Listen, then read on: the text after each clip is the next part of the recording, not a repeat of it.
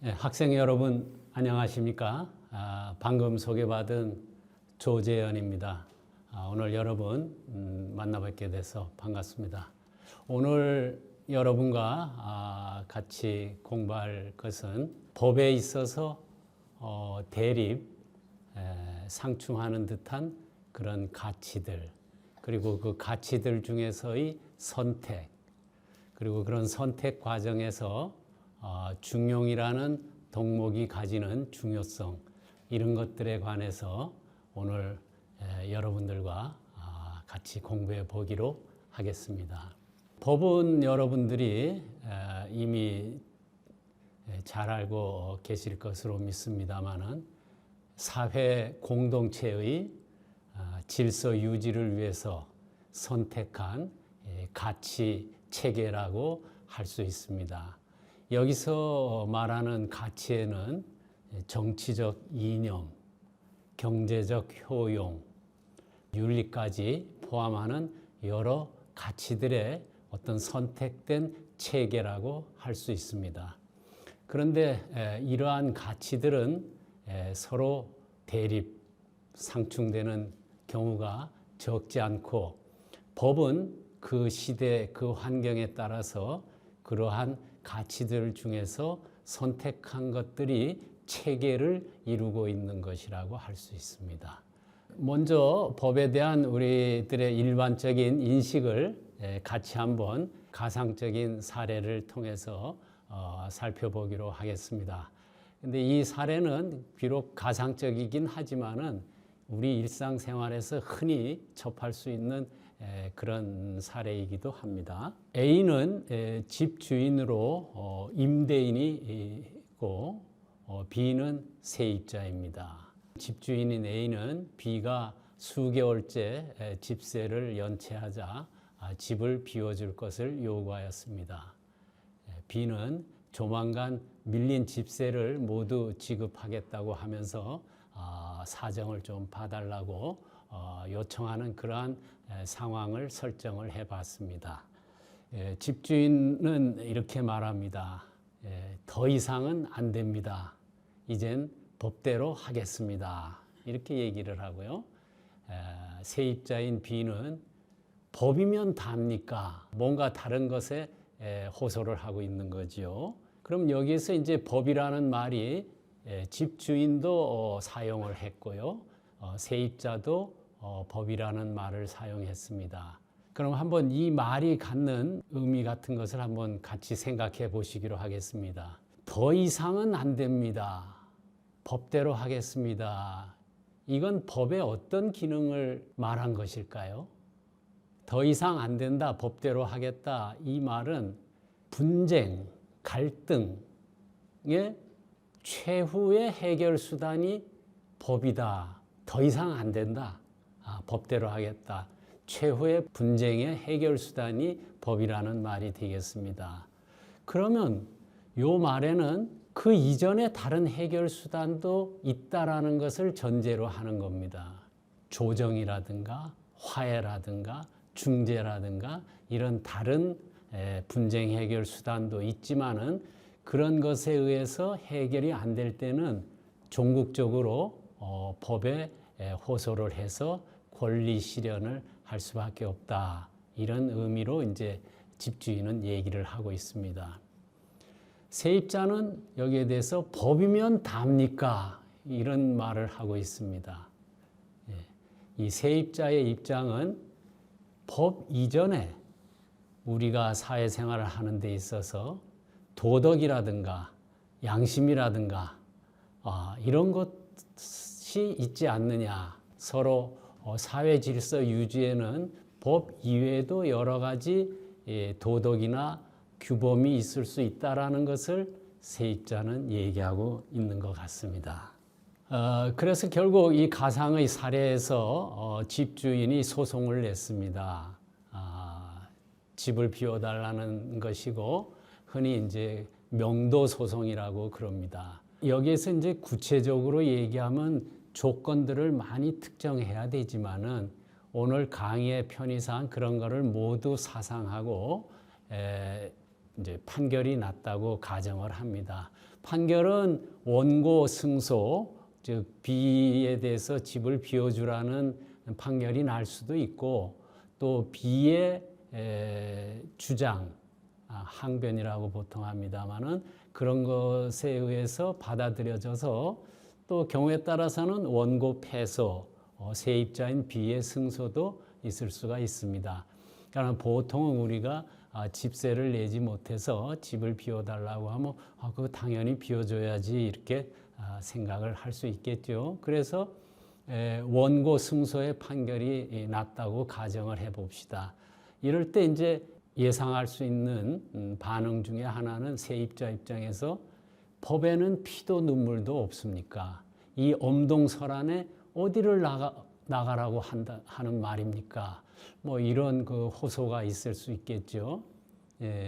법에는 피도 눈물도 없느냐. 일반적으로는 집을 비워줘야 되겠지만 나의 특수한 경우에는 지금 이 집을 비워주고 나가라는 것이 과연 법적 정의에 부합하느냐 이런 얘기를 하고 있는 것 같습니다. 이런 것을 법에서는 구체적 타당성이라고 하고 또 경우에 따라서는 형평이라고도 합니다. 반대로 피고 측에서 뭐 여러 가지 항변을 할 수도 있겠지요. 그 뭐 신의 성실의 원칙이라든가 또 그 이전에 집주인의 어떤 명도 연기에 관한 뭐 언급 약속이 있었다라든가 여러 가지 이제 항변을 할 수가 있는데 가정적으로 그 중에 한 개가 받아들여져서 원고 패소, 말하자면은 그 패소라는 것은 집주인의 명도 요구가 근본적으로 잘못됐다라는 경우도 있을 수 있지만은 이 현재로서는 아직 그를 받아들이기가 어렵다. 가령 뭐 기한에 연기를 했는데 그 연기된 기한이 아직 안 됐으니까 지금 현재로서 청구하는 것은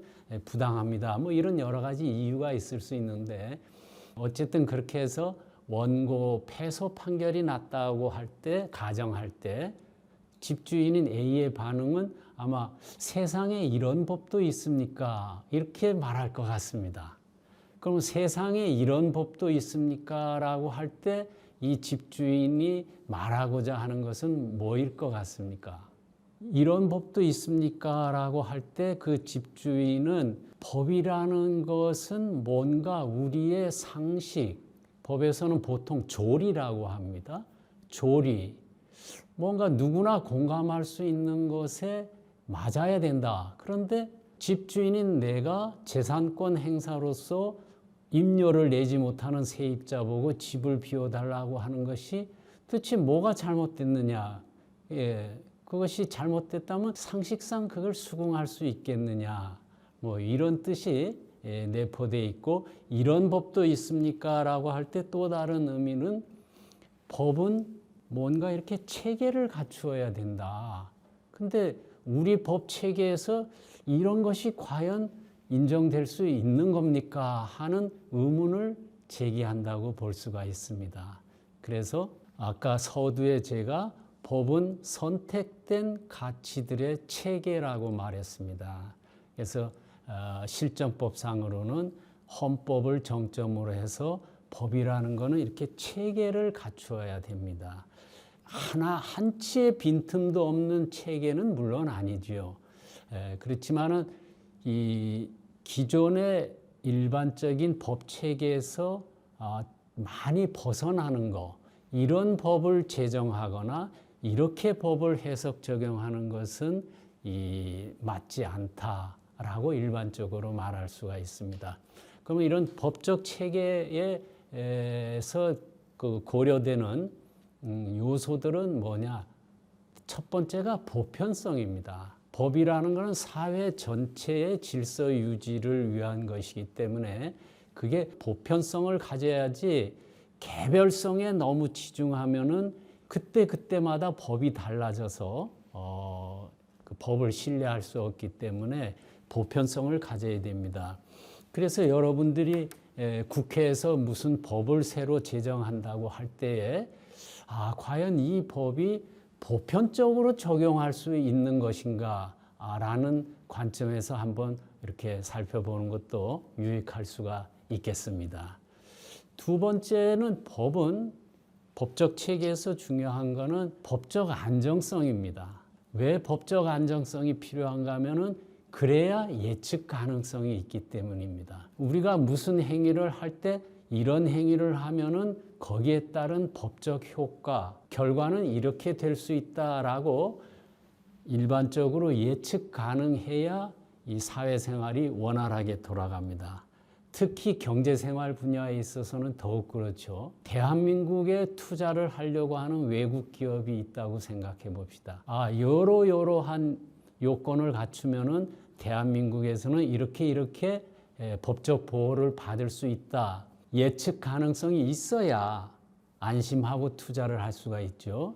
그런데 그런 것에 대한 믿음이 적다. 언제 어떻게 정책이 바뀔지 모른다. 언제 어떻게 법이 바뀔지 모른다. 언제 어떻게 내가 불이익을 당할지 모른다 하면은 투자 위험이 커지고 그러면 그만큼 투자를 안 하게 되는 것이죠. 이러한 예는 우리나라가 외국에 나갈 때도 마찬가지입니다. 우리 기업이 어느 나라에 갈 때 중요하게 평가하는 것의 하나는 그 나라가 법의 지배가 어느 정도로 이렇게 적용되고 있는가.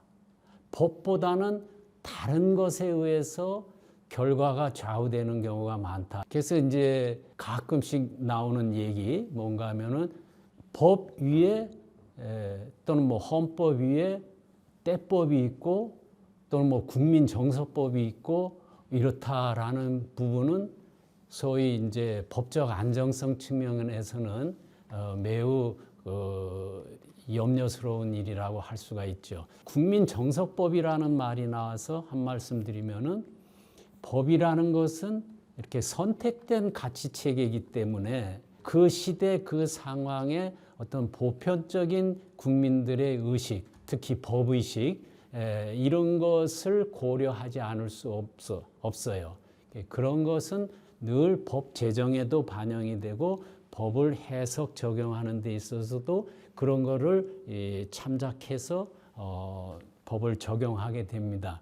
그런데 그런 것을 떠나서 그 이상으로 그때그때의 어떤 시류, 그때그때 일어나는 세상의 여론, 또 갑자기 분출되는 국민 정서, 감정 이런 것에 의해서 법이 만들어지고 또 법 해석이 그런 거에 영향을 받게 된다면은 일시적으로 그런 것을 주장하는 그 분위기에 이렇게 부합하는 측면은 있을지 몰라도 장기적으로 보면은 국내적으로나 대외적으로나 법적 안정성 내지 예측 가능성을 기대하기가 어려운 겁니다. 그런 것은 법의 지배라는 측면에서는 또한 조금 위험스러운 일이라고도 할 수가 있겠습니다. 이 정도로 법에 대해서 우리가 일상적으로 사용하는 어떤 용례를 통해서 법의 의미나 또 법의 기능 이런 것에 대해서 간단히 살펴보고 다음으로 넘어가겠습니다. 오늘 주제가 법과 중용입니다. 중용에 대해서는 고유명사로서의 중용이 있고 보통명사로서의 중용이 있습니다. 고유명사로서의 중용은 동양에서 특히 유학의 사서, 삼경, 보통 유학의 이제 공부 대상이 되는 저술, 경전을 사서, 삼경이라고 하지 않습니까? 사서, 논어, 맹자, 대학, 중용 중에 마지막 편인 중용이라는 제목이 붙은 유학의 경전을 말한다. 이것이 이제 고유명사로서의 중용이 되겠고요. 오늘 얘기하고자 하는 중용은 그 고유명사로서의 중용이라는 책에 담긴 내용도 결국은 관련이 됩니다만은 보통명사로서의 중용이라고 할 수 있습니다. 동양이든 서양이든 중용에 관해서는 보통 지혜의 핵심이 중용이다라고 얘기하기도 하고요. 아리스토텔레스 같은 사람이 아마 그렇게 말했던 것 같습니다. 또 여러 가지 미덕들, 용기, 인내, 관용 이런 여러 가지 미덕들 중에서도 중용이 가장 으뜸이다. 뭐 이런 얘기들이 이제 오래전부터 이렇게 해왔습니다. 그래서 오늘 말하는 중용은 전자의 그 고유명사로서의 중용의 내용보다는 그냥 우리가 흔히 보통 말하는 지혜와 미덕으로서의 중용이 되겠습니다.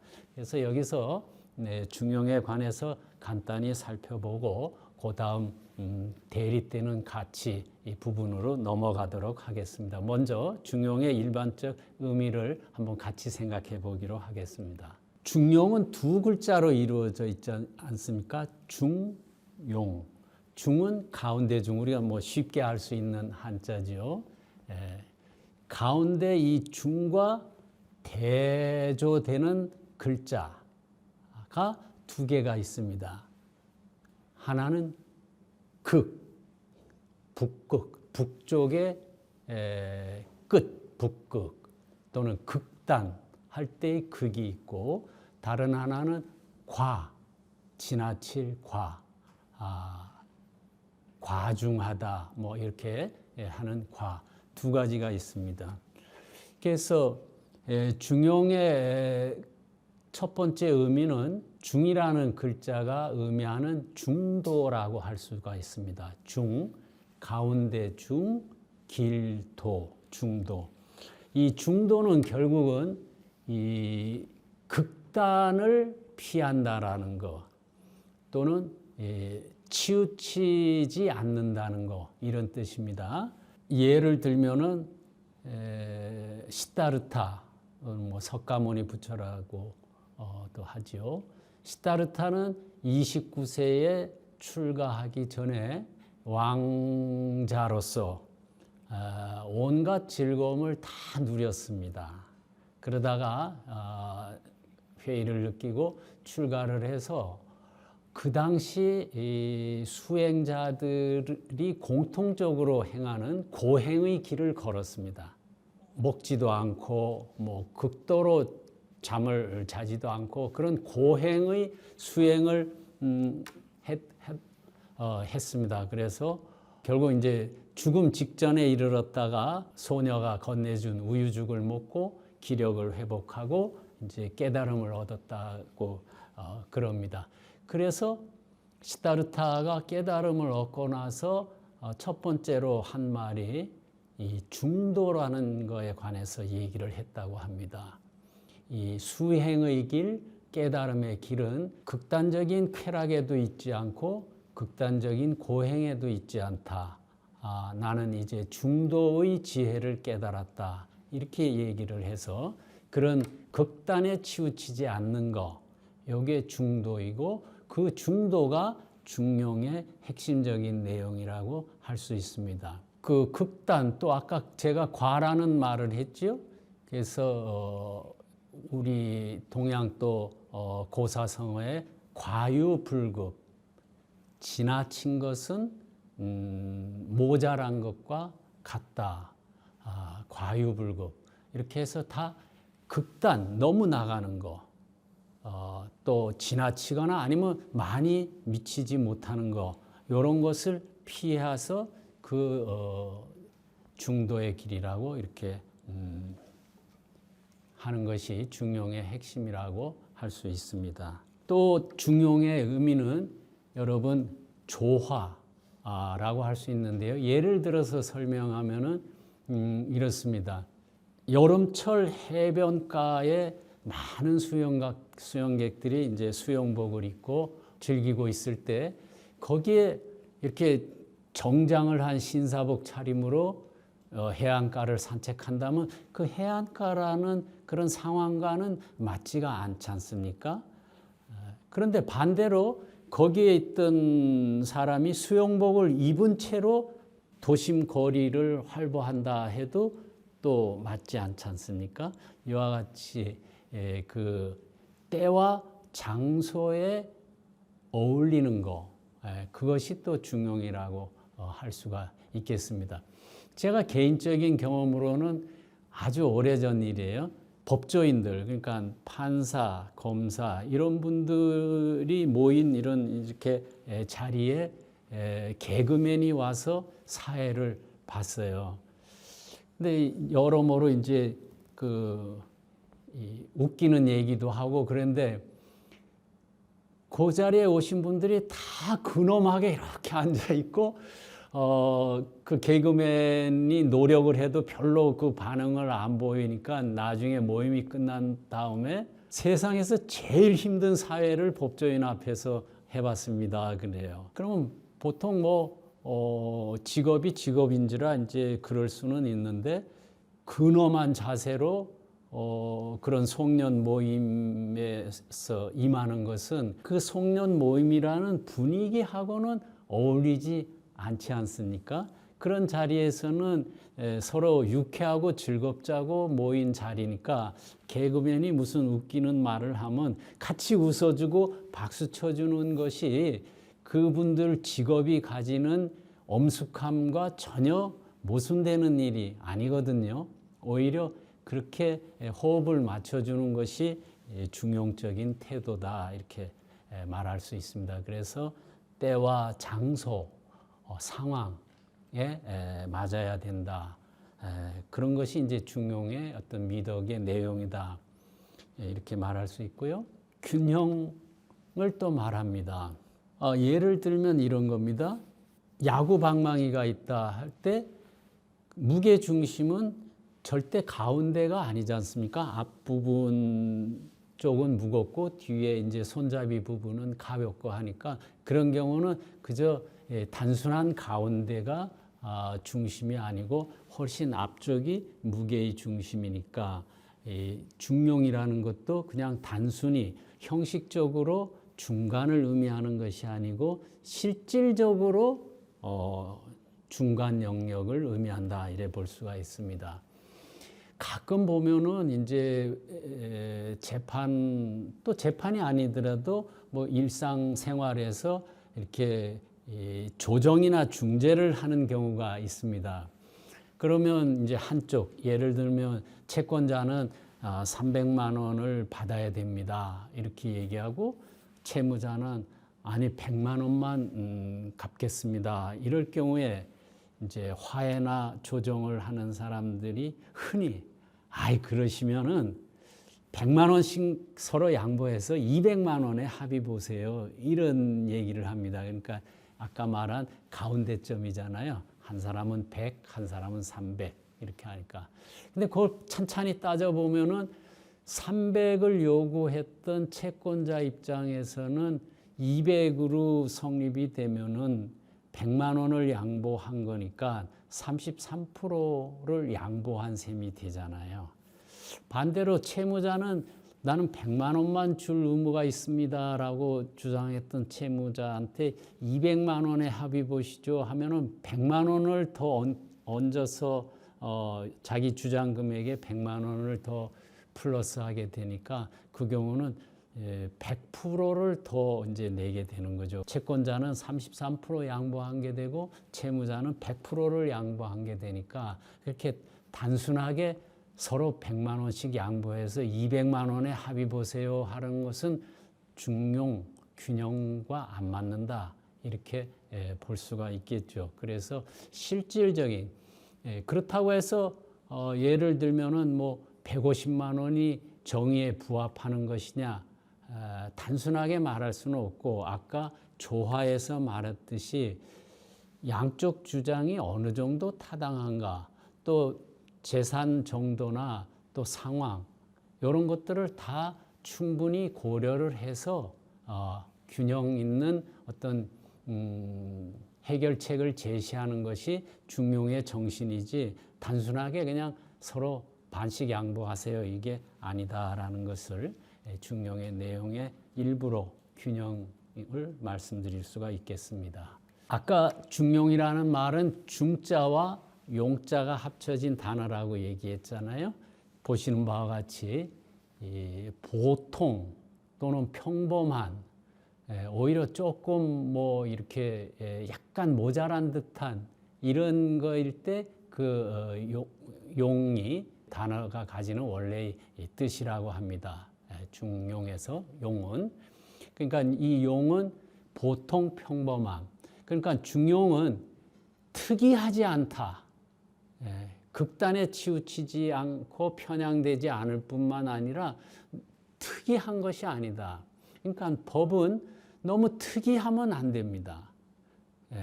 보통 평범한 것이 아까 말한 보편성과 서로 맥락을 같이 하는 겁니다. 그래서 그 사회생활의 주체인 인간을 어떤 모습의 인간으로 설정하느냐, 이게 먼저 이제 그 전제가 돼야 됩니다.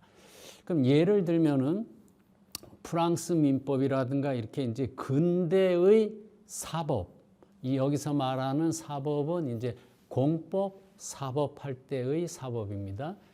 근대의 법률은 모범적인 시민을 전제로 해서 만들었어요. 근대의 시민법은. 그러니까 현대에 와서 그때 만들어진 법률을 해석할 때는 이 법이 만들어진 배경에는 인간을 이성적이고 게다가 모범적인 시민을 전제로 했다. 이렇게 우선 그 배경을 알아야 됩니다. 인간을 그렇게 전제해 놓고 보니까 거기서부터 나오는 것들이 사적 자치의 원칙. 왜냐하면 이성적이고 스스로 판단할 수 있고 스스로 결정할 수 있는 이성적인 인간을 전제로 했기 때문에 당연히 사적 자치의 원칙. 내 일은 내가 결정한다. 이런 사적 자치의 원칙. 거기서 다시 계약 자유의 원칙. 그 다음에 책임을 물을 때도 스스로 생각하고 판단할 수 있는 사람이 어떤 결정을 했으니까 책임도 자신이 져야 된다라는 데서 과실 책임의 원칙.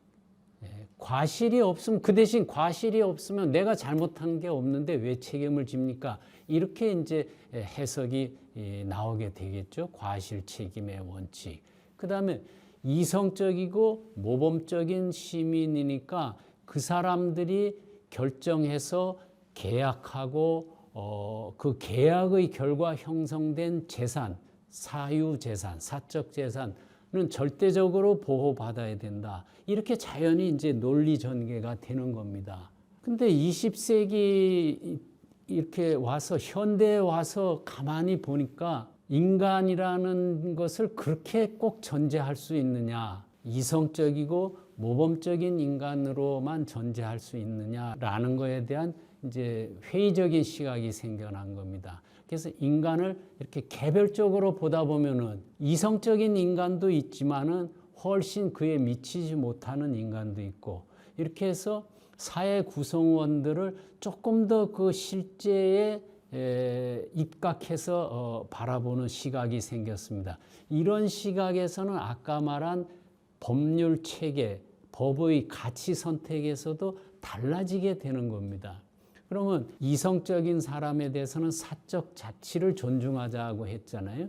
그러나 현실에 있어서는 여러 가지 힘의 우열, 각자의 어떤 능력의 차이, 이런 것들이 있으니까 인간을 개별적으로 보게 될 때는 사회적 약자에 대해서는 국가의 개입이 필요하다. 이렇게 논리적으로 그런 결론이 이제 한쪽으로, 그것이 전체는 아니지만 한쪽으로 유도되게 되겠죠.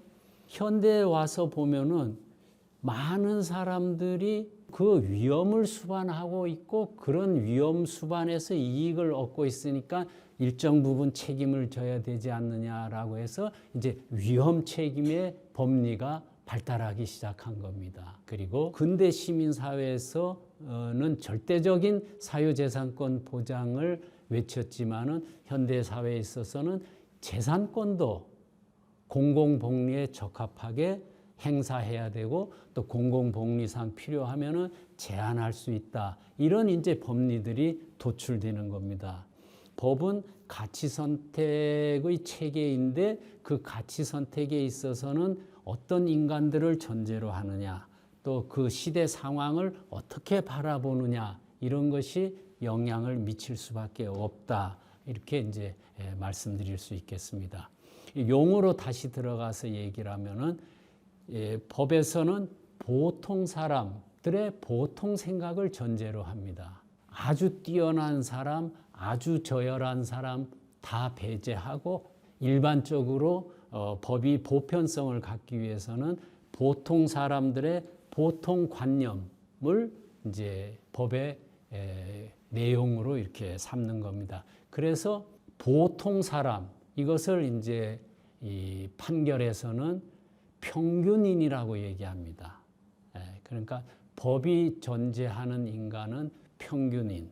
그러면 보통 사람들의 보통 생각 이것을 또 뭐라고 표현하는가 하면 사회통념이라고 말합니다. 그래서 판결문들을 혹시 읽어보실 기회가 있으면 사회통념에 비추어 볼 때 이런 말들이 많이 나옵니다. 그래서 그거는 보통 사람들의 보통 생각과 보통 행동 양식에 비추어 볼 때 이런 뜻입니다. 그럴 때 주장이 납득이 안 된다든가 뭐 이례적이라든가 이런 표현을 하는 거죠. 그래서 중용의 용자는 방금 말씀드린 대로 평균인들의 보통 생각 그것을 사회통념이라고 한다. 그렇게 이해할 수가 있을 겁니다. 그래서 여기서 지금까지 제가 얘기한 것에서 아마 느끼실 거예요. 그럼 뭐가 좀 확실한 게 없네. 그때 상황에 따라서 중용을 추구해야 된다고 하니까 뭔가 확실하고 명쾌한 것을 바라는 입장에서는 좀 미진할 수가 있습니다. 그러나 법이라는 것 자체가 뒤에서 나오듯이 완벽한 것도 아니고 하기 때문에 중용이라고 하는 것은 어떤 절대적인 기준점을 말하는 것이 아니고 아까 말한 대로 어떤 우리가 이상적인 것으로 지향하는 덕목이다. 이렇게 이해를 할 수가 있을 것 같습니다. 이제 세 번째로 법에 있어서 대립하는 가치들 몇 가지 이제 예를 들어서 보면서 왜 중용이 중요한가, 법에 있어서 중용이 중요한가 이런 것을 살펴보도록 하겠습니다. 이 자유와 평등은 법에 있어서 뿐만 아니고 보통 정치적으로나 사회적으로나 굉장히 중요한 개념이고 화두라고 할 수가 있습니다. 자유와 평등은 본질적으로는 모순되는 건 아닙니다. 본질적으로는 제가 생각할 때 자유와 평등은 서로 보완적인 겁니다. 인간의 어떤 행복을 위해서 자유와 평등이 적절한 조화, 즉 중용을 이루어야 되기 때문에 이것은 결코 서로 한쪽이 다른 쪽을 배척하는 그런 모순 대립 관계라고 보기는 어렵습니다. 그러나 언뜻 외형적으로는 자유를 극히 강조하다 보면은 불평등이 발생하게 되고 평등을 강조하다 보면은 자연히 자유의 제한이 올 수 있기 때문에 서로 좀 대립적인 관계에 있는 가치들이라고는 말할 수가 있습니다. 근데 법에 있어서는 이런 이 자유와 평등이 구체적이고 개별적으로 반영이 됩니다. 이 경우에 이제 어느 것을 강조하느냐에 따라서 법의 내용이 달라지고 그때 어떤 사회 전체의 어떤 방향이라든가 이런 것도 달라집니다. 자유를 극히 이렇게 이제 강조하다 보면 어떻게 되겠습니까? 인간 세계라는 것이 기본적으로 여기 계신 학생들도 마찬가지지만 천차만별입니다. 인간이라는 것이 비슷비슷하지만 천차만별이에요. 두뇌도 그렇고 또 환경도 그렇고 또 뭐 어떤 일을 할 수 있는 능력도 그렇고 천차만별인데 그걸 다 그냥 자유스럽게 맡겨놓고 자기 할 수 있는 대로 하게 하면은 결과적으로는 이렇게 차별이 있기 때문에 거기에서 너무 자유만을 강조하다 보면은 강자의 자유가 되기가 쉽습니다. 그래서 이 자유라는 것도 법 테두리 내에서 보호되는 자유여야 되고 또 자유가 방종에 흐르지 않고 절제된 자유여야 하는 겁니다. 절제된 자유라는 것은 자유에 따르는 어떤 책임 또는 권리에 따르는 의무를 항상 같이 생각하는 그런 절제된 자유여야지, 방임된 자유가 되면은 그거는 결국 강자의 자유. 흔히 여러분들이 많이 들으셨겠지만 늑대와 양떼를 같이 놓고 자유스럽게 살아가라 하면은 결국 강자인 늑대한테 양들이 밥이 되지 않겠습니까? 그런 의미에서 자유도 일정한 중용의 영역이 필요하다. 평등, 우리는 누구나 이 어떤 평등 사회 이런 얘기를 많이 합니다. 아까 말씀드린 것처럼 개인으로서의 인간도 그렇고 무슨 사회적 존재로서의 단체도 그렇고 천차만별인데, 그 천차만별을 같은 것은 같게 다른 것은 다르게 취급하는 것이 정의인데, 어느 정도의 그 인간으로서의 그 행복 추구라는 측면에서 평등을 추구하다 보면은 이게 자칫하면은 평등이 지나쳐서 같지 않은데 같게 취급하는 이런 일이 이제 일어나게 되겠죠. 그것을 이제 악평등이라 그럽니다. 근데 악평등이 또 경우에 따라 지나쳐서 약자 보호가 지나치게 되면 이건 역차별이라고 또 그럽니다. 그러니까 여러분들이 이제 많이 들으셨겠지만 미국에서 이제 여러 인종이 모여 살다 보니까 소수 인종 우대 정책이라는 게 있지 않습니까? 그 소수 인종 우대 정책을 펴서 어떤 사회적인 불평등을 좀 시정하자. 소수 인종에게도 사회 진출의 문호를 좀 더 개방하고, 그렇게 하지 않으면 이쪽 소수 인종이나 사회적 약자는 영원히 어떤 그 사다리를 올라갈 수가 없다. 그래서 적극적 정책을 폈는데 그게 오래되다 보니까 근자에 와서는 이게 오히려 일부 백인이랄까 다른 또 한 계층에 대해서는 역차별이 된다, 이런 얘기를 하지 않습니까? 그래서 평등의 첫 번째 문제는 평등을 지나치게 강조하다 보면은 악평등이나 역차별이 나타날 수 있다라는 게 첫째고, 다른 하나는 평등이라는 것은 기본적으로 인위적일 수밖에 없어요. 여러분은 각자가 다 평등하지 않아요. 평등하지 않은데 뭔가 평등하게 어떤 대우를 해주려면은 인위적인 개입이 필요한 거예요. 가장 전형적인 것이 사회주의나 공산주의 아니겠습니까? 네. 똑같이 배급을 하자고 하면은 배급을 주도할 국가 권력이 있어야 되는 거죠.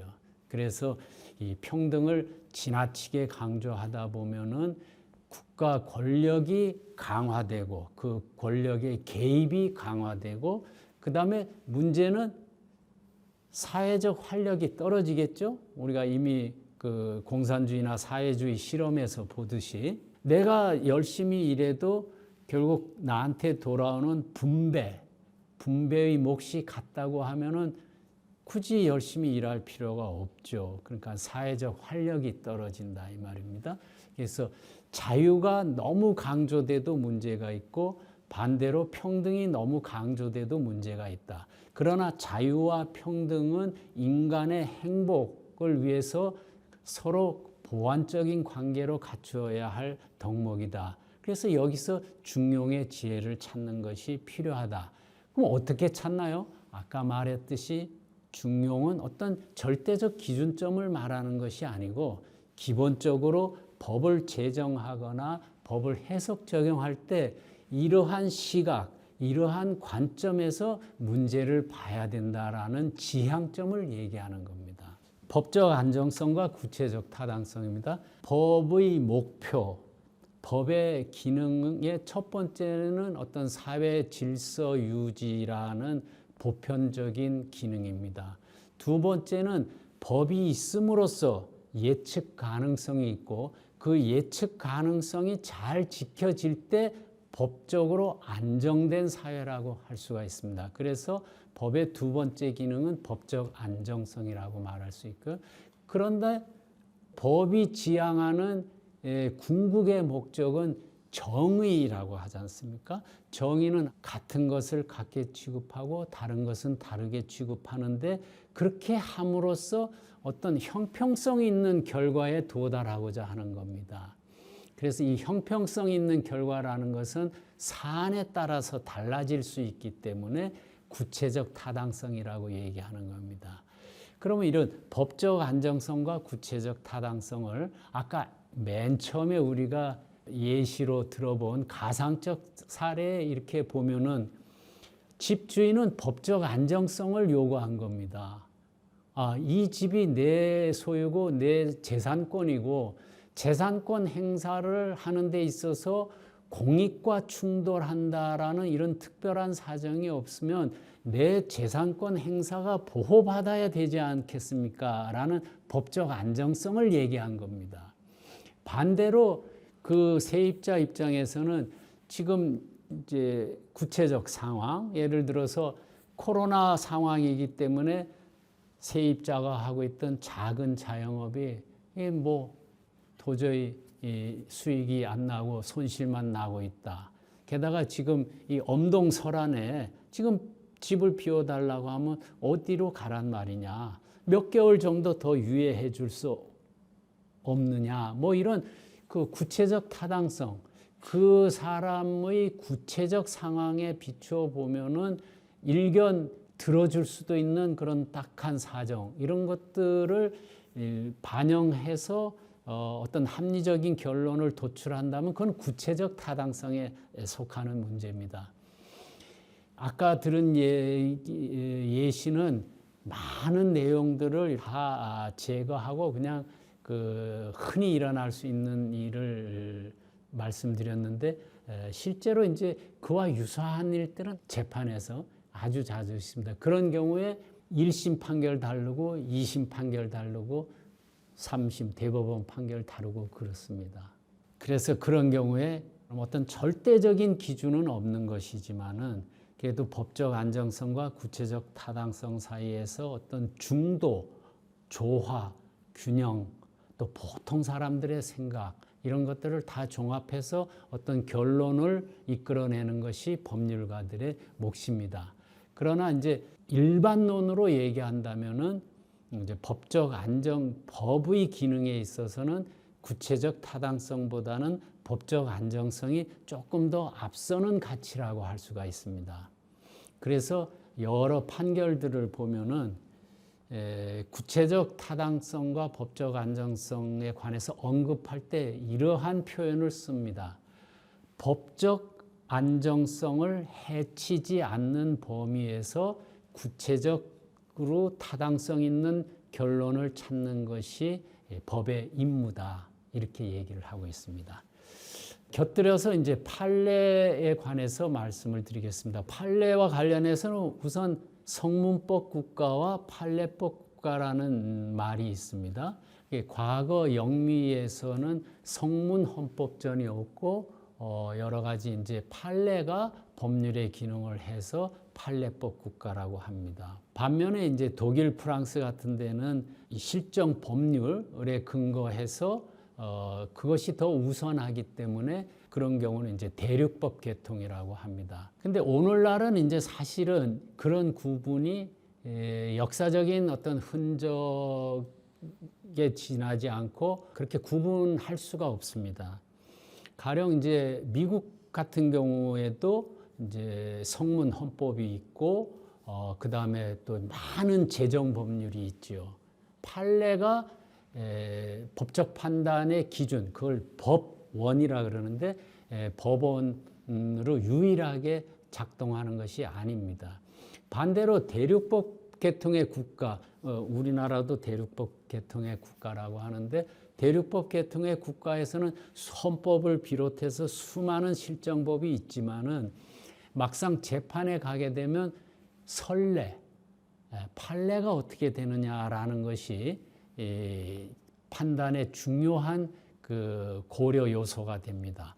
왜 그럴까 하면은 이미 한번 재판을 해서 어떤 그 선례가 나왔다 하면은 사람들이 이제 그것을 신뢰하고 재판에 가면 이렇게 된다 하더라.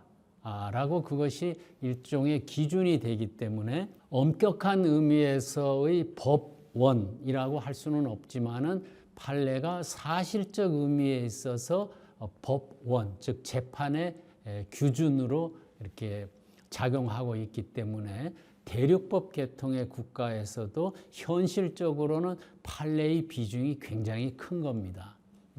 그러니까 형식적으로 이렇게 이제 구분하는 것은 거의 의미가 약하다 이렇게 볼 수가 있는데요. 그럼 이제 판례에 관해서 두 가지를 생각해 볼 필요가 있습니다. 흔히 이제 배우는 사람 입장에서는 판례의 결론을 위주로 이제 암기를 하게 됩니다. 이런 경우는 뭐 이런 판례가 있다든가 이렇게 이제 공부를 하게 됩니다. 또 제한된 시간 내에 많은 판례를 공부하려면 또 불가피한 측면도 있죠. 그러나 판례라는 것은 구체적 사안에서 도출된 결론이에요. 그러니까 구체적 사안을 모르고 결론만 알아갖고는 이 판례를 곡해하기 쉽습니다. 여러분들이 판례 공부를 할 때는 항상 가능하면 어떤 내용이었는데 이런 결론이 나왔지 하고 그 사실관계에 관해서도 좀 살펴볼 수 있는 노력을 기울이면 좋겠고요. 다른 하나는 항상 왜라는 의문을 가져야 됩니다. 왜 이런 판례가 나왔지?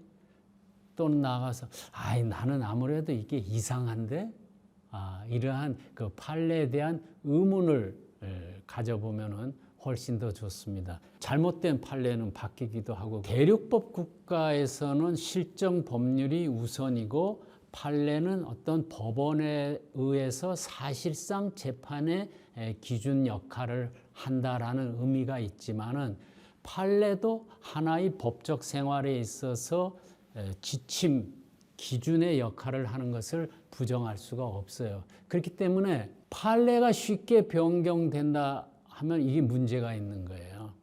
그거는 말하자면 꼴대가 왔다 갔다 하는 거나 마찬가지고 또 일반 법률 생활을 하는 국민 입장에서는 아무리 관련되는 선례가 있어도 그 사회에서 판례가 쉽게 바뀐다 하면은 어떤 결과가 되는가 하면 재판해봐야 알지. 그 판례 뭐 바뀔지 어떻게 알아? 이렇게 되는 겁니다. 그러니까 뭘 믿고 안정성 있게 뭘 대처할 수가 없는 거죠. 그래서 판례의 변경을 절대적으로 불허할 일은 아니지만은 판례가 너무 쉽게 변경되어서도 안 된다. 비록 판례법 국가가 아니더라도 이렇게 말할 수가 있습니다. 그래서 여러분들 이제 공부하다 보면 뭐 다수설 있고 소수설 있고 판례의 입장이 이렇고 뭐 그런 얘기들이 나올 겁니다. 단지 학설상으로 좀 더 지지하는 견해가 많다든가 또는 기존의 판례가 뭐 조금 불합리한 점이 있다든가 해서 쉽게 바꾸는 거는 아까 말한 법이 가지는 법적 안정성 면에서는 경계해야 할 부분이다. 법률 공부하시다 보면은 특히 이제 형사법 분야를 하시다 보면은 실체적 진실 발견 그리고 이제 적법 절차 보장 이런 말들이 많이 나옵니다. 예컨대 이제 영장과 관련해서 압수수색이나 이런 거와 관련해서 이게 많이 문제가 됩니다. 우리가 어떤 행복한 생활을 하기 위해서 법률적인 측면에서 가장 중요한 것이 뭘까요? 아까 자유와 평등 얘기했는데 어떤 자유가 가장 중요하다고 생각합니까? 누구에 의해서 함부로 구금당하지 않을 이런 신체적 자유 이게 가장 중요하고요. 또 사람은 뭔가 자기가 생각하고 생각한 것을 표현할 수 있어야 됩니다. 따라서 표현의 자유가 중요하고요. 다른 자유들도 다 중요하지만 핵심적 자유를 좀 꼽아본다면 세 번째가 재산권 보장 그렇습니다. 그래서 세 가지가 중요한데 가령 뭐 어느 날 갑자기 집에 있는데 누가 그 사회주의 국가에서 과거에 뭐 그런 일이 흔히 있었다고 합니다만 어느 날 무슨 비밀 경찰이 쳐들어와서 좀 가자 하고 붙잡아서 어디를 간다. 상상하기도 끔찍한 일이죠. 또 마찬가지로 가는데 잠깐만요. 왜 그러십니까? 그러니까 아니 좀 봅시다. 내 가방이나 핸드백을 갑자기 막 뒤지는 거예요. 네, 그런다든가 또는 핸드폰에 지금 모든 정보가 다 담겨 있지 않습니까? 핸드폰을 가져가서 내가 혐의 받는 거와 관계없이 핸드폰을 싹 뒤져가지고 뭐 개인적인 프라이버시에 관련된 거를 다 이렇게 수사기관이 수집한다. 그러면 어떻게 국민의 법적 생활이 안정성 있게 해나갈 수 있겠습니까? 그래서 영장주의라는 것이 도입이 됐죠. 압수수색이라든가 신체 구속을 하기 위해서는 판사가 발부하는 영장을 받아서만 신체 구금이나 압수수색을 할 수 있다. 이런 것이 이제 적법 절차의 여러 가지 내용 중에서 중요한 일부입니다. 근데 예를 들어서 경찰이 어떤 용의자를 붙잡아서 영장 없이 그 사람의 자동차를 수색한 결과 이 뭐 마약 사범이라는 증거를 거기서 수집했다든가 살인 범죄의 혐의자로 볼 만한 증거가 수집됐다든가 했을 경우에 살인범을 과연 그냥 살려두면 되겠느냐라는 이런 실체 진실 발견과 아무리 흉악한 범인이라도 법관이 발부한 영장에 의해서 수집한 증거만 유죄의 증거로 쓸 수 있어야 된다. 이런 어떤 적법 절차 보장에 관한 요청하고가 대립되는 겁니다. 그래서 이런 경우에 어느 하나만 선택하고 어느 하나는 배척하고 이렇게 보기 어려운 점이 있습니다. 그래서 그때도 역시 아까 말한 것처럼 딱 기준점이 있는 건 아니지만 때와 장소, 상황 이런 것들을 종합해서 어떤 중도, 균형점을 찾는 노력 그것이 이제 법률가들이 해야 할 일이고 형사법의 발전 과정은 이런 실체 진실 발견에 중점을 두는 것으로부터 인권 보장을 중심으로 한 적법 절차 보장으로 이행해 나가는 것이 형사법의 발전 과정이라고 해도 좋습니다. 이제 각 나라마다 그런 발전 과정에 어느 도상에 있는 거죠. 판결문과 관련해서 보면은 보통 이제 실체 진실 발견과 적법 절차에 관해서 특히 이제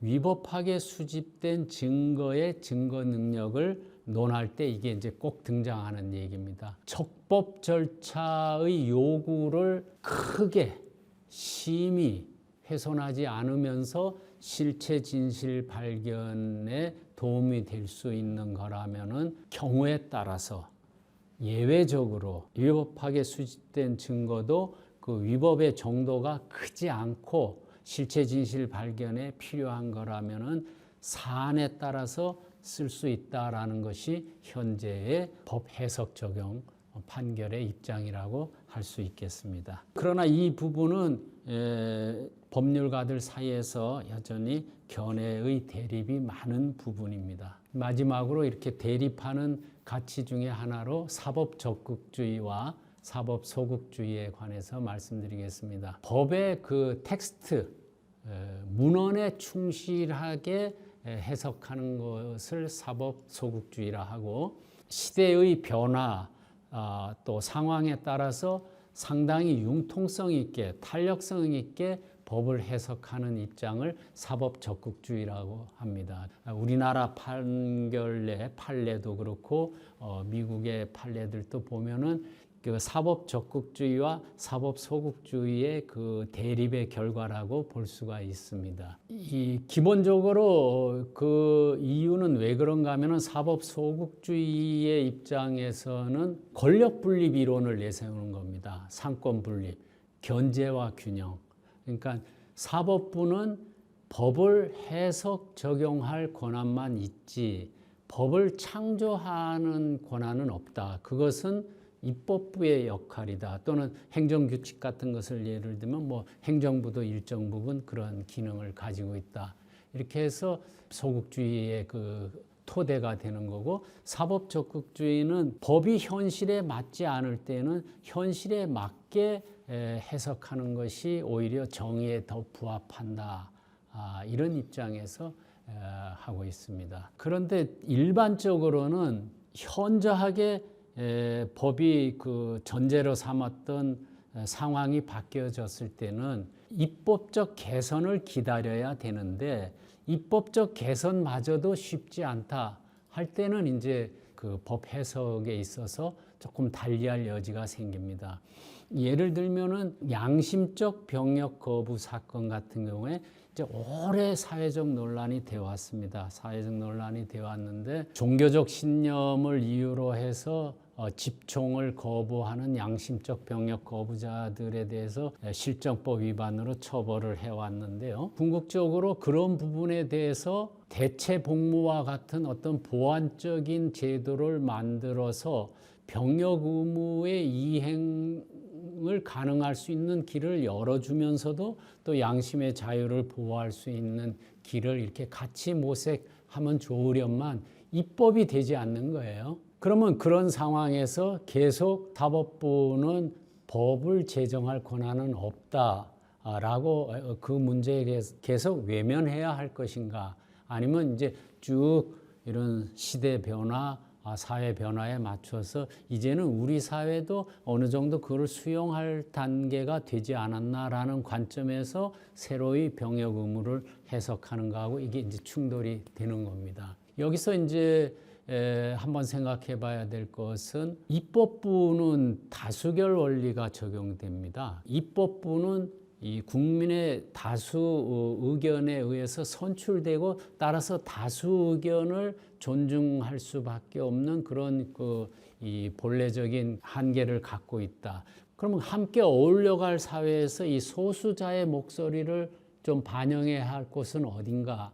여기 이제 선출에 의해서 구성되지 않는 사법부다. 그래서 사법부의 기능 중에 하나는 그런 소수자의 목소리도 귀 기울이는 그런 소수자 보호에도 사법부의 역할이 있다. 그런 면에서 이제 입법이 계속 안 되고 지연되고 논란이 있고, 그것이 이제 너무 시대 상황하고 안 맞을 때는 사법부가 일정 부분 사법 적극주의라는 말을 듣더라도 어떤 전향적인 판결을 할 수밖에 없다. 이렇게 생각하는 사람들이 많으면 이제 양심적 병역 거부가 인정이 되는 거고, 과거처럼 그런 부분이 그 일리는 있지만 그래도 우리가 그렇게까지는 할 수가 없어요 라는 사법 소극주의 입장에서는 과거에 양심적 병역 거부자들이 계속 처벌받았던 거죠. 지금은 이제 대법원 전원 합의체 판결에 의해서 양심적 병역 거부가 인정이 됐고,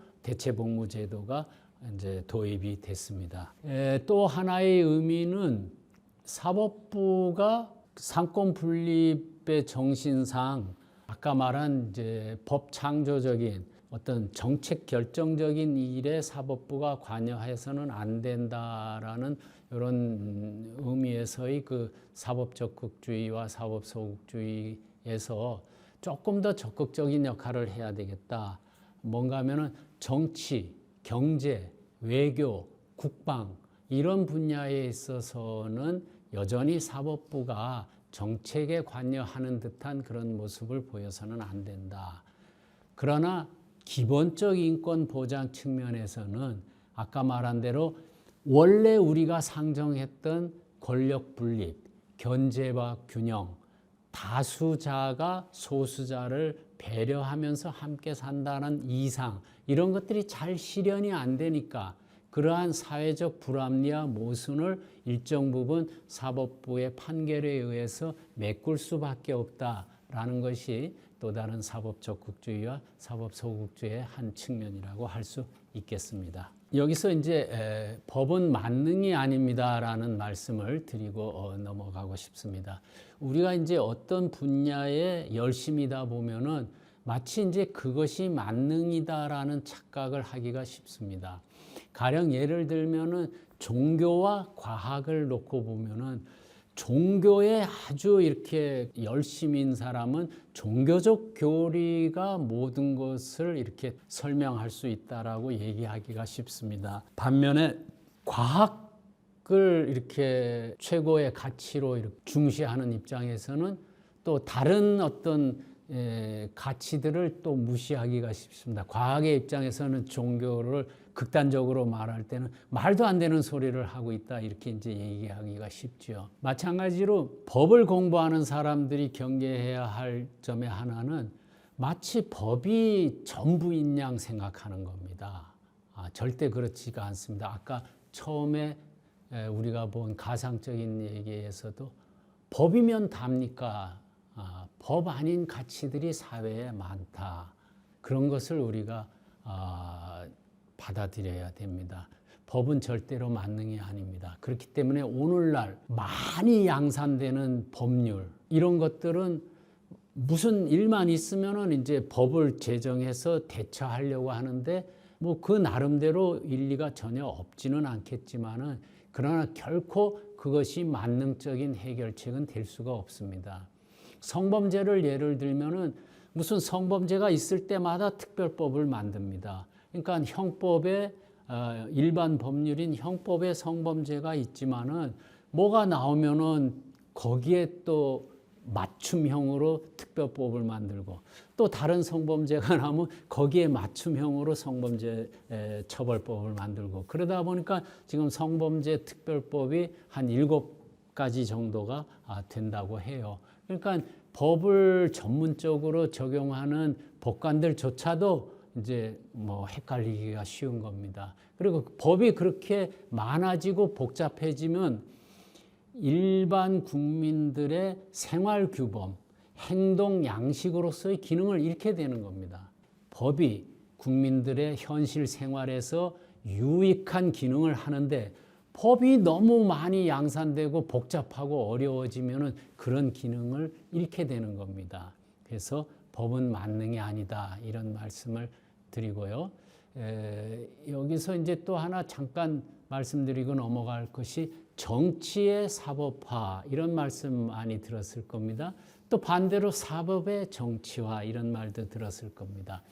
정치적인 문제는 여러 가지 이해관계가 교착하는 문제인데 그것을 법이라고 하는 일도 양단, 옳다 그르다 이 판단 하나의 심판을 구하는 것은 바람직하지 않고 또 거기에 따라서 내려진 심판이 뒤에 말하듯이 또 너무나 이렇게 현실 정치에 많은 영향을 미치게 됩니다.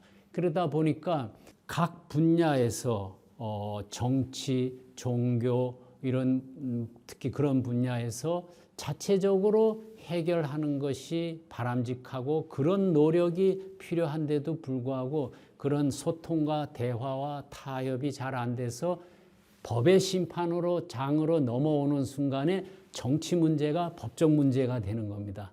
그러면 정치 문제는 서로 대화, 양보, 타협 이것이 기본인데 법으로 오면은 그 행위가 법적으로 맞냐 틀리냐만 따져야 되니까 이와 같이 자체적인 해결을 못하고 법의 심판 영역으로 넘어오는 현상을 정치의 사법화라고 그럽니다. 반대로 원래 사법은 해석 적용에 그쳐야 되는데 현실적으로 그 기능을 넘어선 파장을 미칠 수 있어서 사법의 정치화라 그러고 그러다 보니까 그 파장의 영향이 너무 크다 보니까 이해관계를 달리하는 사람들은 자기 이해관계에 맞으면 올바른 판결이다. 정의가 실현됐다라고 얘기하고 자기 이해관계에 안 맞으면은 법이 죽었다. 뭐 이런 식으로 얘기를 하고 그 다음 재판에서 반대가 되면 그때는 얼마 전까지 법이 죽었다고 하던 사람들이 그 다음 판결에서 좋은 판결이 나오면 정의는 살아있다 이렇게 얘기하고 그래서 이제 사법의 신뢰와 이게 관계가 되는 겁니다. 이해관계에 따라서 판결에 대한 비판이 달라지기 때문에 이것이 이제 사법의 그 신뢰와 관계가 되는 겁니다. 그래서 정치의 사법화와 사법의 정치화라는 얘기를 잠깐 언급했고요. 법은 대체로 이미 일어난 사건을 해결하기 위해서 법을 사후적으로 만들고 사후적으로 적용하고 합니다. 그러니까 현실을 보통 뒤따라가는 것이 법입니다.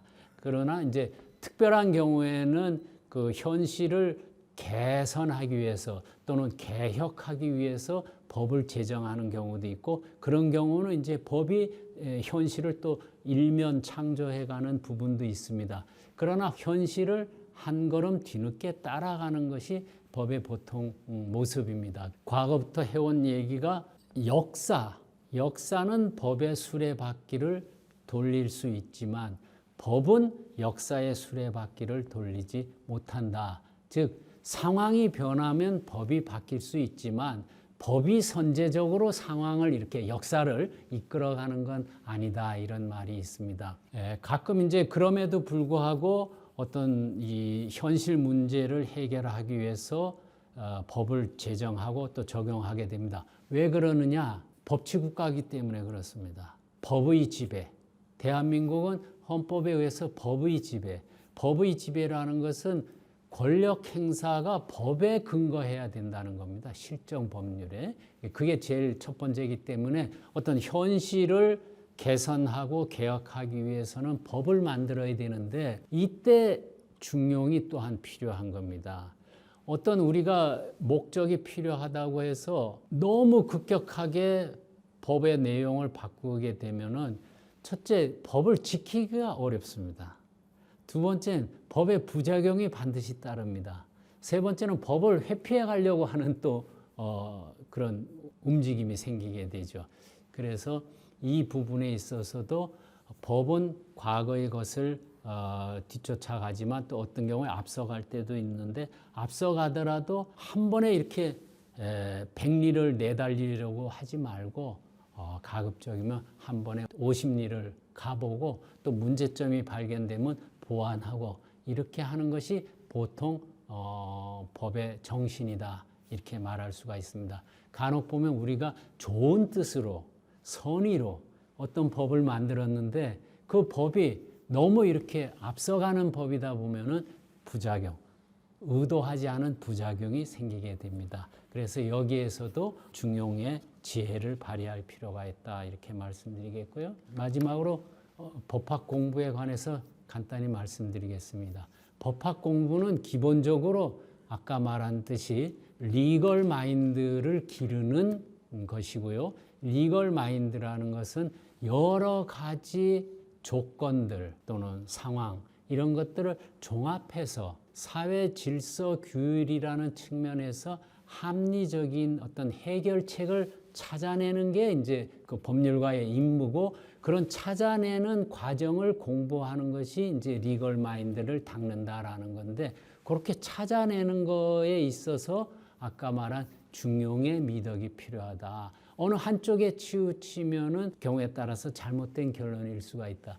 A와 B 두 가지가 있을 때 지금 어떤 결론을 내려야 되느냐, 여기에서 나름대로 어떤 논리 구성을 해서 결론을 이렇게 제시하는 것이 이제 리걸 마인드를 향상시키는 길이라고 하는데, 그럴 때 아까 말씀드린 대로 극단적인가 아닌가, 너무 한쪽으로 치우친 것이 아닌가, 이런 거. 또 두 번째, 때와 장소, 상황에 조화되는 것인가 아닌가.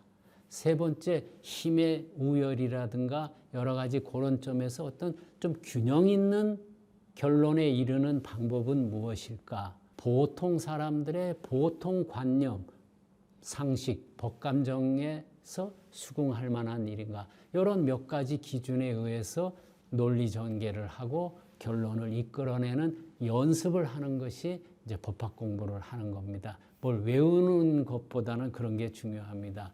그래서 두 가지 말씀드리죠. 하나는 항상 왜라는 의문을 가져보셔야 됩니다. 어떤 법이 있다고 할 때 왜 이런 법을 만들었을까?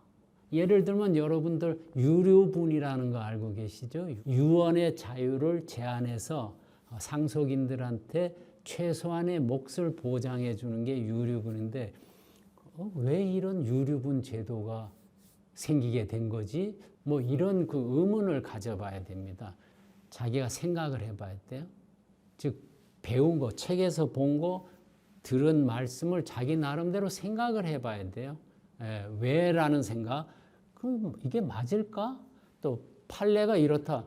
그 판례가 맞을까? 그거 좀 요즘 시대와 안 맞는데 이런 생각을 해봐야 됩니다. 다른 하나는 그런 어떤 이미 앞서간 세대들이 이룩해 놓은 학문적 업적, 또 선생님들의 좋은 말씀, 이런 거를 배제하고 아니면 그런 거에 별로 의존하지 않고 자기 혼자 어디 독서실이나 절간에서 열심히 공부하고 뭐 생각한다.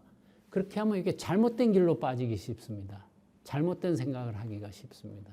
그래서 이 경우도 항상 책이나 선생님 말씀을 듣고 생각을 해보고 또 자기 생각을 기존의 전거, 앞세대의 연구 실적, 또 선생님의 조언 이런 걸 통해서 자기 생각이 맞는지 이렇게 대조해보고 이것을 같이 해보는 게 법학 공부에 있어서 중요이라고 할 수 있겠습니다. 결국은 공부를 하는 이유는 어떤 구체적인 사건이 나한테 이렇게 왔을 때 내가 해결할 수 있는 능력을 기르기 위해서 공부를 하는 거잖아요. 배운 거를 자기가 이렇게 생각해보고 의문을 갖고 또 자기 생각을 어떤 책이나 이런 연구 결과와 이렇게 대조해보고 하는 양면의 노력이 필요하다. 이런 말씀을 드리겠습니다. 오늘 생각보다 조금 제 말이 길어진 점 양해를 구합니다. 오늘 경청해 주셔서 대단히 고맙습니다. 감사합니다.